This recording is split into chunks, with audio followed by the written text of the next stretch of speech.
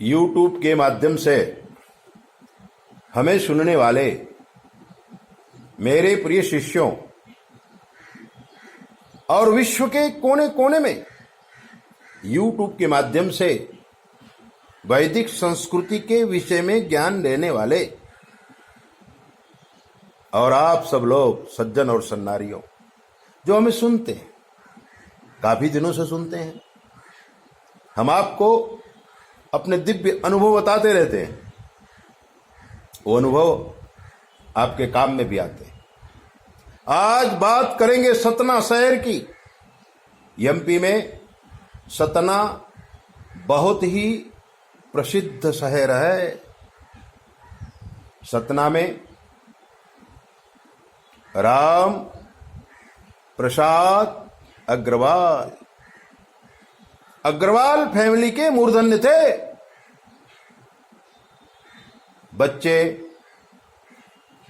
माँ बाप के काम में नहीं लगे थे, क्योंकि अग्रवाल फैमिली का जो बिजनेस था वो सोना चांदी का था। हीरा के कुछ दागीना भी रखते थे वो लोग। प्रतिष्ठित फैमिलियां उन्हीं के पास से सोना चांदी या हीरा खरीदना पसंद करते थे। काफी प्रतिष्ठित पीढ़ी थी उनकी। आसपास के कई गांव तक के लोग या चित्रकूट से भी लोग जब सोना चांदी कुछ ज्यादा लेना होता था, लड़कियों की शादी होती थी, लड़कों की शादी होती थी, तो अग्रवाल साहब कहीं आते थे। अग्रवाल एंड सन्स सोना चांदी का बड़ा व्यापार था, काफी नाम था। भाइयों में खूब प्यार था।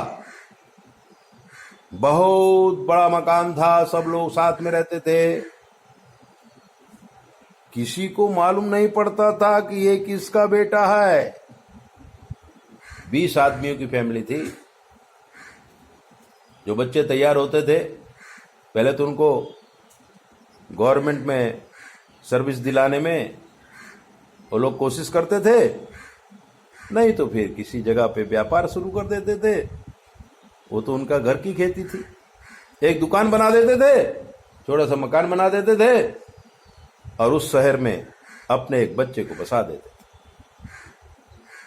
लेकिन पूरा हैंडलिंग सतना से ही होता था। सतना में काफी प्रतिष्ठित फैमिली है, अभी भी है।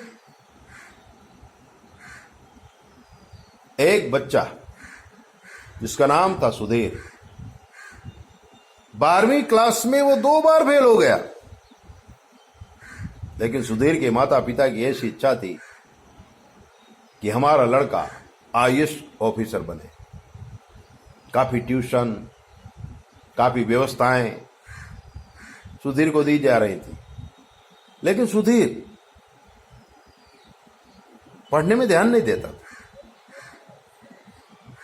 12वीं क्लास में जब 2 बार फेल हो गया तो सुधीर की मम्मी YouTube में हमें काफी सुनती थी, क्योंकि हम भी चित्रकूट के हैं तो थोड़ा अपनत्व भाव था। तो हमारे जो मंत्र हैं, हमारी जो साधनाएं हैं, ज्योतिष की विषय की बातें हैं, अनुभव की बातें हैं, वो सुना करती थी। शकुंतला देवी नाम था उनका।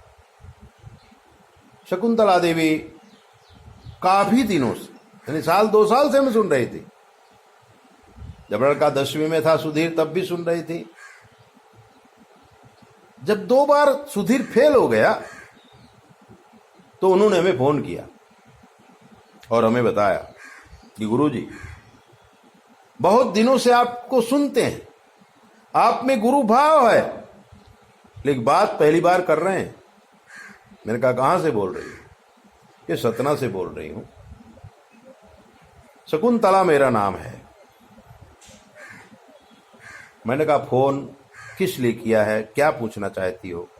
उन्होंने कहा था मेरा बेटा है सुधीर, 10वीं तक तो पढ़ने में बहुत अच्छा था, इसलिए हम सोचते थे कि इसको आईएएस ऑफिसर बनाएंगे।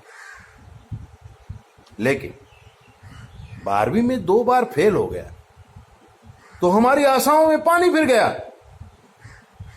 आपके आशीर्वाद से पैसों की कोई कमी नहीं है। सोना चांदी के व्यापार में इस क्षेत्र में हमारा नाम है।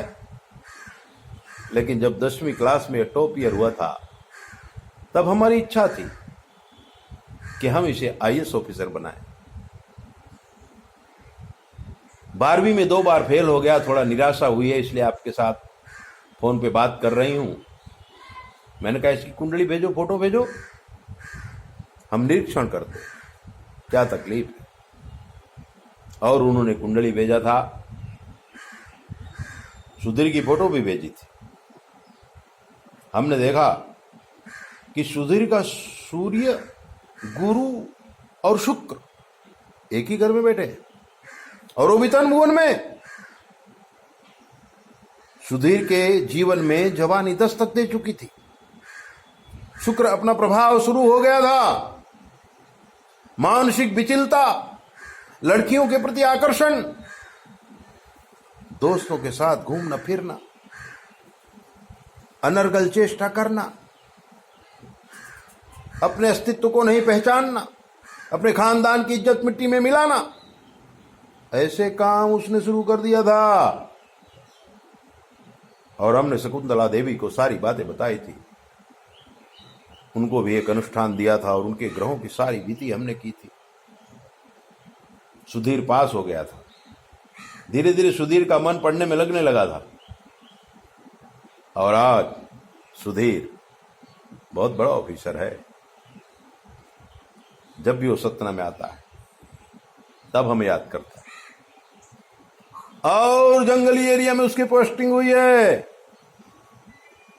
सारी ट्रेनिंग और शकुंतला मां की तपश्चर्या, हमारा आशीर्वाद, आज सुधीर बहुत बड़ा ऑफिसर बन करके वही क्षेत्र में ही रह रहा है। साल में 1-2 बार मां के दर्शन करने के लिए आता है और इतना सुधर गया है, परिवार वाले भी सोचते हैं कहां से कहां पहुंच गया। उस परिवार में हमारी प्रतिष्ठा हो गई। जब भी हम चित्रकूट जाते हैं तो वो हमें स्पेशली बुलाते हैं, हमारे आश्रम में भी आते हैं और हम भी उनके घर जाते हैं। ऐसे दिव्य बातें जानने के लिए आप हमारे चैनल को सब्सक्राइब करो, लाइक करो। और अगर आपके जीवन कोई कष्ट है हमसे पूछ लो, शास्त्र के मत के अनुसार हम आपको जवाब देंगे, वो भी बिल्कुल फ्री। 9825200108 पर संपर्क करके आप कुछ भी पूछ सकते हैं। जय भोले, अपना ध्यान रखो।